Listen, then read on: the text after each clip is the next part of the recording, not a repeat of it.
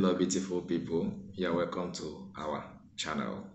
And if you're watching us for the first time, please do well to hit the subscribe button to enable you get notification each time we drop a new video. In today's video, we'll be talking about the different means at which you can use to migrate or move abroad. But before then, let me make it clear to you, I am not a travel agent. I don't do visa. So please be careful and be aware. Don't fall prey to scammers in my name or in disguise of me. Please, I am not a visa agent. Take notes. So after the end of this video, you should be able to know which means do you want to use to migrate abroad. Then while you follow my subsequent videos, then I will give you the step and step, the requirement, the documents, and whatsoever that is required in each of these means to move abroad. So please kindly subscribe to my page to get more updates. The first is via students. Student, are you shocked? Have you heard about this before or you are aware? All right.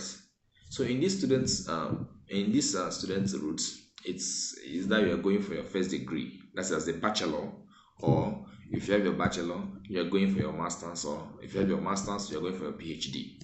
This is one of the means most people now use to migrate abroad. And we have what we call either you are going for a self-sponsored program. That means you are the one taking care of yourself, paying for yourself, everything is self-sponsored. Or you are going for scholarship. It can be fully funded scholarship.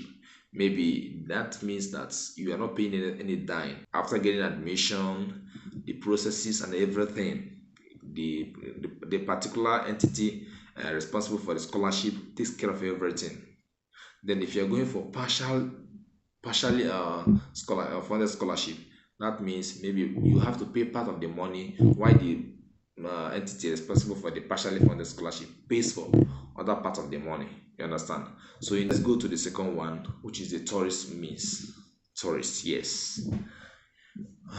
This tourist means it's when you hear about tourist, it entails a lot of things. Tourist, going as a tourist, and in this part it's more like you can go in different ways, which could be you are going as a business. Maybe, for example, most of our brethren move to China to buy a particular goods, then return back to their home countries. It's called tourist, but under business. Some go for sightseeing, just for pleasures, to relax themselves, to have when they have breaks. Maybe, for example, businessmen sometimes just take a break from their place of work to go and chill.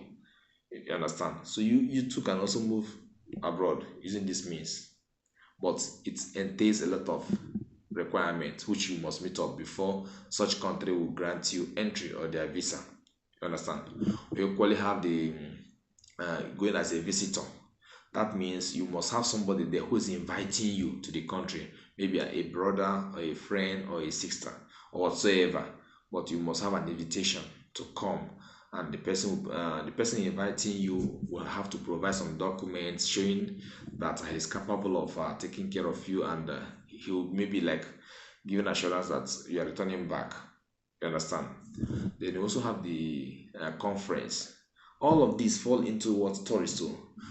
That is called a visitor visa. Then you have the one of conference. Maybe particularly you are going for a particular conference.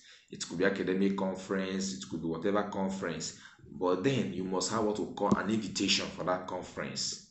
An invitation for that conference. So these are what the major means at which our people now migrate abroad. Then the final one is moving abroad via work routes. Yes, you can move abroad via work either as a skilled worker or unskilled worker.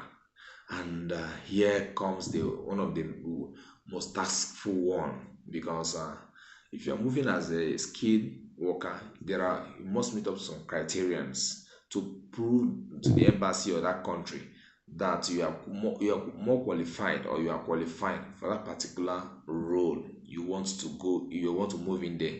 And before you even talk about work, that means you should have an employer who has employed you in that country, then who provides some what we call contract letter or contract agreements, stating your stay, how much is paying you, provision for accommodation, your feeding, your insurance, and all of this. You get it. It is this document now that will lead you to the second stage, which is a visa application. So it is when you have gotten a contract from a registered and reliable and a trusted company approved by that government or that particular government in that country. This is where now you can now move to apply for a visa. You can equally move as an unskilled, like laborers. For example, most countries now, this is farming season where people farm and they have shortage of laborers. Yes, maybe in their country they lack laborers, so they want to employ international or foreigners to come and assist them. It's like seasonal. So maybe it could be 3 months, it could be 4 months, it could be 5 months. But before all of this, whether you're moving as a skilled or as an unskilled worker, there must be you must have obtained what we call employment from a particular employer in that specific country you want to move in, and it is with this contract agreement or employment letter that you will use to start the process of your visa. So in all of this, before you move, you now ask yourself, do I want to move as a student? If you want to move as a student, it has its own requirements.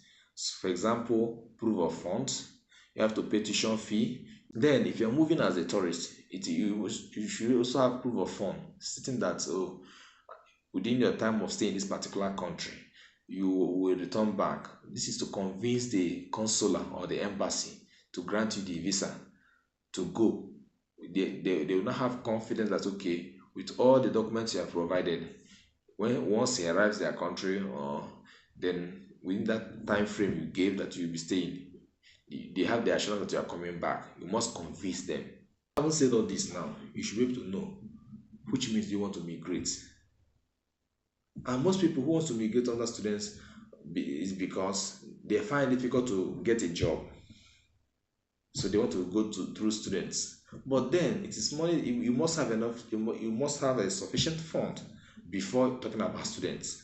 But the good thing about it that if you move through students, after your graduation, there's what we call postgraduate work permit. Some countries give for 1 year, some for 2 years. That means you can, after your studies, you can stay in their country to work for 1 or 2 years. And if you eventually get a work and the work is renewable, you can renew and continue your life there. You understand? But if you're moving as a tourist, then some countries, if you move as a tourist, you cannot convert it to work visa. Some countries allow that when you come with a tourist, maybe during your time of stay, and you eventually find a work, then there are means at which you can convert a tourist visa to work visa, but not in all countries.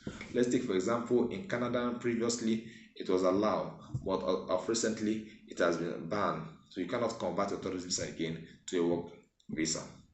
So, and if you're moving for a work, if you're moving into any country via the work routes, if it's a 2 year contract, if it's a 1 year contract, then at the end of the contract, if the employer still likes you, he cannot renew for you. But if he doesn't like, he may not terminate the contract, requiring that you have to come back to home country. But if you're moving with a work permit, then it means if he terminates your contract, you have the opportunity to go and look for another employer to hire you. So there's a difference between work visa and work permit. So in our next video, we will be starting with how you can move abroad via the students, and we'll be talking about Lithuania. There's this particular school now in Lithuania that is currently ongoing, and the chances of getting admission, if you have all the requirements, is high, and probably they have high rate of getting your visa approved. So please kindly stay tuned, subscribe to our channel to get more updates.